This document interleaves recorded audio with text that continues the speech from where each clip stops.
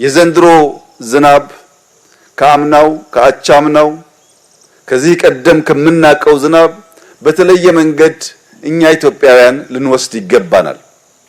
ምክንያቱም ዘንድሮ በመካከለኛው ምስራቅ በተፈጠረው ችግር ሁለት አንኳር አስፈላጊ ጉዳዮች አስፈላጊ ግብአቶች አደጋ ደርሶባቸዋል።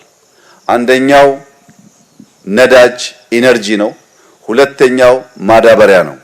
ሁለቱ ቁልፍ ግብአቶች በደረሰባቸው አደጋ የመጀመሪያው ጥቃት የሚያጋጥመው ምግብ ነው።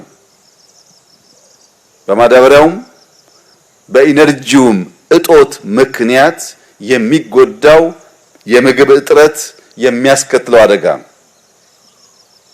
ምግብን ለማምረት ነዳጅ ቢያዝብን ማዳበሪያ ቢያዝብን በልግ በዚህ ልክ ከተሰጠን ፈጣሪ በብዙ ሊጎበኘን ፍላጎት አሳድሯል ማለት ነው። ምን ከሆነ አርሰን አለሰን ተዘጋጅተን ከጠበቅን የኢትዮጵያ አርሶ አደሮች በዓለም ላይ የመጣው ፈተና ከባድ ቢሆንም ፈጣሪ በሰጠን ዝናብ በርትተን ከሰራን ቢያንስ 2 ሚሊዮን ሄክታር መሬት ቢያንስ ነው በበልግ ማረስ ከቻል ከዚያ የምናገኘው ለምሳሌ የስንዴን ብቻ ብንወስድ በርካታ አዝርዕት ሊዘራ ይችላል።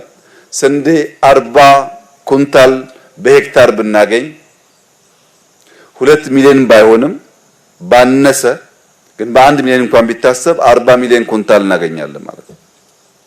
የበልግን እድል ያበላሸ ክረምትም ያመልጠዋል።